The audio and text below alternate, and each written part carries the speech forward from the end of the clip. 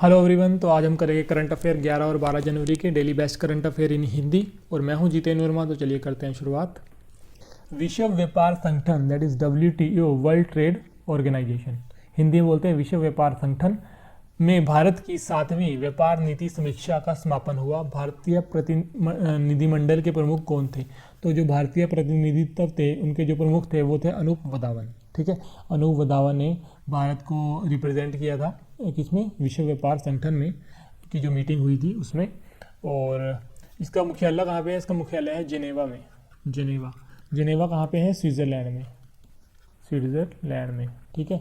और एक और ऑर्गेनाइजेशन है जिसका नाम है वर्ल्ड ट्रेड सेंटर। ये कहाँ पे है? ये है यूएस में, अमेरिका में। ठीक है। और जो बाइडन जो है वो यूएस के प्रेसिडेंट हैं, जो बन गए हैं। और कमला हैरिस जो है वो वाइस प्रेसिडेंट है। कमला हैरिस। जो बाइडन ने अभी 2 पर्सन्स को नियुक्त किया है। एक है सुमोना गुहा और दूसरे हैं तरुण छाबरा।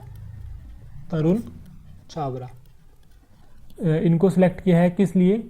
ये मेंबर बन गए हैं किसके? यूएस नेशनल सिक्योरिटी काउंसिल के। नेशनल सिक्योरिटी काउंसिल के मेंबर बन गए हैं। कौन कौन? सुमोना गुहा और Tarun Chhabra. US national security council का इनको मेंबर बनाया गया है, जो किसने बनाया है? जो बाइडन ने, जो कि वहाँ के राष्ट्रपति है, नए राष्ट्रपति। नेताजी सुभाष चंद्र बोस की 125वीं जयंती मनाने के लिए गठित उच्च स्तरीय समिति की अध्यक्षता कौन करेगा? तो पहले ये कर रहे थे अमित शाह, बट अब कौन करेंगे? नरेंद्र मोदी करेंगे। और ये इनकी होगी 125वीं जयंती। और अभी 96वीं जयंती किसकी? अटल बिहारी वाजपेयी की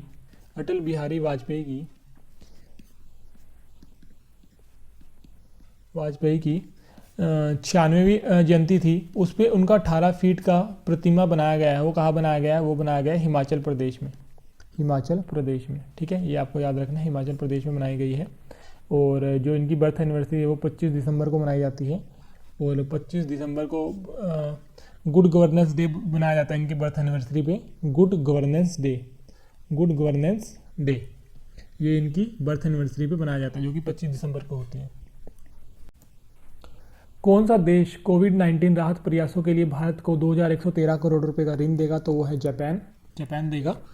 और हम जापान के साथ 2-3 एक्सरसाइजेस करते हैं। एक तो है जीमैक्स, हिंदी में भी आप इनको ऐसे लिख सकते हैं। एक है जीमैक्स, दूसरी है धर्मा गार्डियन। ठीक है। और तीसरी जो हम एक्सरसाइज करते हैं जापान के साथ उसका नाम है सहयोग काइजन।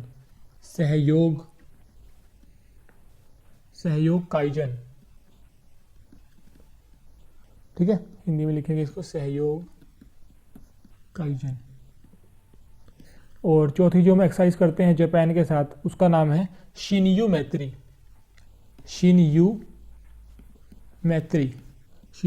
करते हैं। और एक है धर्मा गार्डियन और एक है जीमैक्स, धर्मा गार्डियन और सहयोग काइजन और शिनयू मैत्री। ये एक्सरसाइजेज है जो हम इंडिया जापान के साथ करता है, तो ये आपको याद रखना है। और अभी इंडोनेशिया की अगर हम बात करें तो इसकी राजधानी है बाली। और बाली में अभी जो बाली एयरलाइंस है जिसका नाम है श्रीविजाया एयर,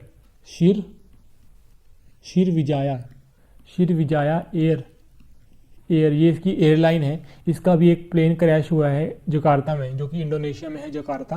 वो प्लेन है बोइंग 700-535। ये प्लेन अभी क्रैश हुआ है। ये कहाँ पे हुआ है? जकार्ता में। जकार्ता कहाँ पे है? इंडोनेशिया में। ठीक है। और ये प्लेन जा रहा था इंडोनेशिया से जापान और ये प्लेन क्रैश हो गया है, तो ये भी आपको याद रखना है। पश्चिम बंगाल के सीएम ने कोलकाता अंतर्राष्ट्रीय फिल्म महोत्सव को किस संस्करण का उद्घाटन किया है? तो ये है 26वां संस्करण। ठीक है। और कोलकाता जो है पश्चिम बंगाल की राजधानी है। और ममता बनर्जी कौन है? ममता बनर्जी है इसकी मुख्यमंत्री, ममता बनर्जी। ठीक है, कोलकाता की मुख्यमंत्री है ममता बनर्जी। और जगदीप धनखड़ जो है इसके राज्यपाल हैं, जगदीप धनखड़। ठीक है। और अभी जो 51वां international film festival of India, अंतर्राष्ट्रीय फिल्म महोत्सव, इंडिया का अंतर्राष्ट्रीय फिल्म महोत्सव, भारतीय अंतर्राष्ट्रीय फिल्म महोत्सव बोल सकते हैं हिंदी में इसको, इसको इंग्लिश में बोलते हैं IFFI, international film festival of India, भारतीय अंतर्राष्ट्रीय फिल्म महोत्सव। ये 51वां है। ये कहाँ पे हो रहा है? गोवा में होगा। और जो इसके चेयरमैन हो गए, अध्यक्ष हो गए, वो कौन हो गए? पाब्लो सेसर। पाब्लो सेसर ये कौन है? ये अर्जेंटीना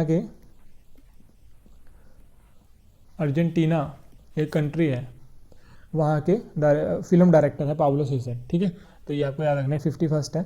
और बांग्लादेश जो है वो फोकस रहेगा, मतलब इस इंटरनेशनल फिल्म फेस्टिवल में बांग्लादेश एक कंट्री है जिस पे फोकस रहेगा पूरा। ठीक है, बांग्लादेश के बारे में ज़्यादा दिखाया जाएगा। और बांग्लादेश के साथ हम 3 एक्सरसाइज करते हैं। एक तो है संप्रीति एक्सरसाइज हम बांग्लादेश के साथ करते हैं, इंडिया करता है। ठीक है, और दूसरी जो एक्सरसाइज है हम बांग्लादेश के साथ करते हैं वो है बोंगो सागर है, संप्रीति है। और जो तीसरी एक्सरसाइज हम बांग्लादेश के साथ करते हैं उसका नाम है मैना मैत्री भी हम बांग्लादेश के साथ करते हैं। अभी बांग्लादेश की अगर हम बात करें तो बांग्लादेश ने अभी एक शोहजोधा नाम का पोर्टल लॉन्च किया था। शोहजोधा ये क्या है? ये प्लाज्मा के कलेक्शन है, प्लाज्मा की कलेक्शन के लिए पोर्टल है। प्लाज्मा कलेक्शन मतलब प्लाज्मा को इकट्ठा करने के लिए। ठीक है, तो प्लाज्मा कलेक्शन के लिए पोर्टल लॉन्च किया था बांग्लादेश ने, उसका नाम है शोहजोधा पोर्टल। ठीक है, शोहजोधा। कौन सा राज्य है? वेनेडियम धातु का भारत का प्रमुख उत्पादक बनने जा रहा है। जो स्टील को, वेनेडियम है क्या? बेसिकली वेनेडियम भी एक धातु है जो कि स्टील को मजबूत करने में इस्तेमाल किया जाता है। ठीक है, तो कौन सा राज्य है जो इसका प्रमुख उत्पादक बनेगा, जो सबसे ज़्यादा प्रोड्यूस करेगा इसको, सबसे ज़्यादा उत्पाद करेगा इसका? वो है अरुणाचल प्रदेश। ठीक है, इसकी जो राजधानी है वो है ईटानगर इसकी राजधानी है। ठीक है, तो ये आपको याद रखना है। अरुणाचल प्रदेश की राजधानी है ईटानगर। और ईटानगर में अभी सिल्क ट्रेनिंग सेंटर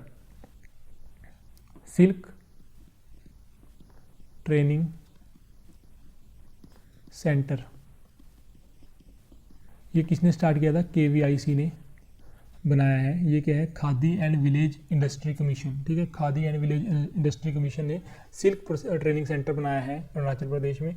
और अरुणाचल प्रदेश में अभी एक प्रोजेक्ट शुरू हुआ था जिसका नाम है IMVWSP। इसकी फुल फॉर्म क्या है? Integrated multi village. M से है मल्टी विलेज, V से है विलेज, वाटर सप्लाई। तो ये प्रोजेक्ट भी अरुणाचल प्रदेश में स्टार्ट हुआ था, integrated multi village water supply project. तो वाटर सप्लाई को बेहतर करने के लिए। और अभी जो है वहाँ पे एक टाइगर रिजर्व है जिसका नाम है पक्के टाइगर रिजर्व। इसने भी इंश्योरेंस कवर देना शुरू किया है। किनको? ग्रीन सोल्जर्स कौन है? जो कोविड-19 के टाइम पे काम कर रहे थे। ठीक है, जैसे कि डॉक्टर हो गए, नर्सिस हो गए, जितने भी एम्प्लॉयज़ जो लॉकडाउन में भी काम कर रहे थे, ग्रीन सोल्जर्स, उनको ये क्या देगा? इंश्योरेंस कवर देना स्टार्ट किया है इसने, इंश्योरेंस कवर।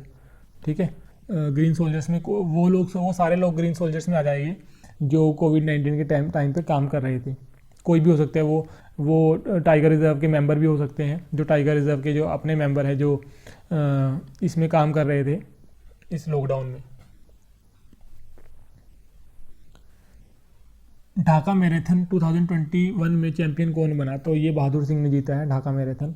और ये जो पुरुष की कैटेगरी में है वो बहादुर सिंह ने जीता है, ये इंडिया से है। और वीमेन की कैटेगरी में पुष्पा भंडारी ये नेपाल से हैं, इन्होंने जीता है। और जिगमेंट डोलमा को भी याद रखना है, इन्होंने चौथी पोजीशन हासिल की है, 4th। ये क्या है? ये SP है किसमें? लद्दाख पुलिस में है। ये क्या है? SP, लद्दाख पुलिस में है SP जिगमेंट डोलमा। और ये ढाका मैराथन कराई क्यों जाती है? ये जो ढाका के जिनको फादर बांग्लादेश की फादर बोला जाता है, जिनका नाम था शेख मुजीबुद्दीन रहमान, जिन्होंने बांग्लादेश को बनाया था, जिनको बांग्लादेश का फादर बोला जाता है। ये 1972 में पाकिस्तान जेल से बांग्लादेश आए थे, तो उनके आने की उसमें ढाका मैराथन कराई जाती है। ठीक है, हर साल। तो इस साल जो जीती है वो बहादुर सिंह ने जीती है, जो इंडिया से है। कौन सी संस्था किसी भी पसंदीदा 22 आधिकारिक भारतीय भाषा में मुफ्त अंतर्राष्ट्रीयकृत डोमेन नाम प्रदान करेगी? ठीक है, तो ये डोमेन नेम अंतर्राष्ट्रीय लेवल पे कौन देगी? निक्सी एक संस्था है जिसको बोलते हैं national internet exchange of India. ये 22 जो भाषाएं हैं भारत की, उनमें से किसी भी भाषा में आप ले सकते हो डोमेन नेम। तो ये कौन दे रही है? निक्सी। निक्सी की फुल फॉर्म है, यहाँ पे लिखी है national internet exchange of India. किस संगठन ने आंतरिक नियंत्रण ढांचे के हिस्से के रूप में बैंकों की शासन व्यवस्था को मजबूत करने के लिए risk based internal audit framework जारी किया है? यह है भारतीय रिजर्व बैंक। भारतीय रिजर्व बैंक ने किया है। और मुख्यालय कहाँ पे है इसका? मुंबई में। नाबार्ड का मुख्यालय मुंबई में है।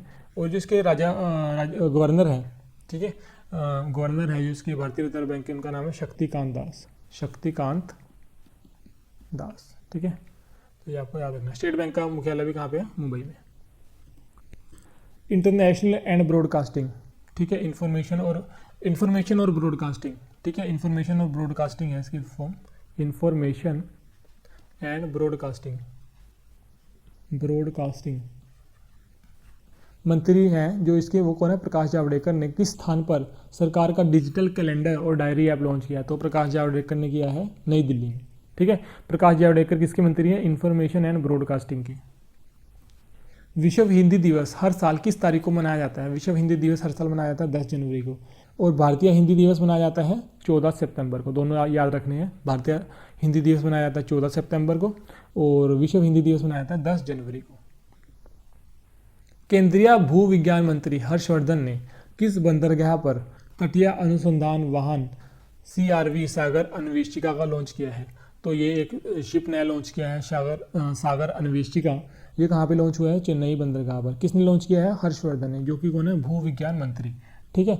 और एक और शिप है जो अभी अंटार्कटिका 40वीं जो जर्नी है अंटार्कटिका की तरफ जो स्टार्ट हुई है, उस पर जो शिप गया उसका नाम है MV वैसिली गोलोवनिन। ये आपको याद रखना इंपॉर्टेंट है। MV वैसिली, अगर हिंदी में लिखे तो MV वैसिली गोलोवनिन। ये शिप है, ये जो है ये अंटार्कटिका की तरफ गया है इंडिया से अभी, जो कि 40th जर्नी है इंडिया की अंटार्कटिका की तरफ। ये क्यों गया है? ये रिसर्च करने के लिए जाता है इंडिया का हर साल शिप। तो इंडिया के जो इस बार रिसर्चर्स है वो अंटार्कटिका जाते हैं हर साल रिसर्च करने के लिए। तो ये 40वां एडिशन था। तो इस शिप का नाम क्या है जो गया है? MV वैसिली गोलोवनिन, ठीक है। और ये गोवा से जर्नी स्टार्ट हुई है, गोवा के मोरमुगांव पोर्ट से। मोरमुगांव पोर्ट है जो गोवा में, वहाँ से स्टार्ट हुई है। तो ये आपको याद रखना है। और जो सागर अन्वेषिका है, इसको रिसर्च के लिए यूज़ किया जाएगा। ये जो शिप है इसको रिसर्च के लिए यूज़ किया जाएगा। यूज़ किया जाएगा। कौन यूज़ करेगा इसको? ऑर्गेनाइजेशन है जिसका नाम है NIOT। ये है national institute for ocean technology. National institute for ocean technology, ठीक है। मतलब भारतीय अनुसंधान किसके लिए? समुद्री टेक्नोलॉजी के लिए, ठीक है। ये फुल फॉर्म है national institute of ocean technology. ये ऑर्गेनाइजेशन इस शिप का यूज़ करेगी रिसर्च पर्पस के लिए। 16वीं प्रवासी भारतीय दिवस के अवसर पर कौन सी पुस्तक जारी की गई है? पुस्तक का नाम है मोदी इंडिया कॉलिंग 2021। याद रखना है, मोदी इंडिया कॉलिंग 2021। किस मंत्रालय ने कहा है कि अब भारतीय नागरिकों के लिए अंतर्राष्ट्रीय ड्राइविंग परमिट जारी करना आसान होगा? ये बोला है सड़क परिवहन और राज मंत्रालय ने। इसके जो मंत्री है वो है नितिन गडकरी इसके मंत्री है। और आवास और शहरी मामलों के और उड्डयन मंत्रालय के मंत्री कौन है? हरदीप सिंह पुरी। और खेल मंत्रालय के मंत्री है किरण रिजिजू।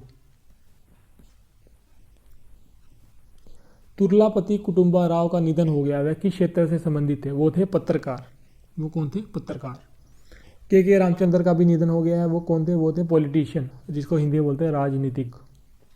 अमित शाह ने देश में कोयला खदानों के लिए single window clearing system launch किया है। अमित शाह किस मंत्रालय के मंत्री है? अमित शाह है गृह मंत्रालय। अमित शाह के पास है गृह मंत्रालय। राजनाथ सिंह के पास है रक्षा मंत्रालय। राजनाथ सिंह। वित्त मंत्रालय किसके पास है? निर्मला सीतारमन। कपड़ा मंत्रालय है स्मृति ईरानी के पास, स्मृति ईरानी, स्मृति ईरानी के पास है कपड़ा मंत्रालय। और महिला एवं बाल विकास, महिला एवं बाल विकास, ये मंत्रालय भी किसके पास है? स्मृति ईरानी के पास। तो आज के लिए इतना ही, जल्दी मिलेगा नई वीडियो में। और आप हमें फॉलो कर सकते हैं यूट्यूब पे, इंस्टाग्राम पे, फेसबुक पे, टेलीग्राम पे। तो चलिए मिलते हैं नई वीडियो में। Thank you so much.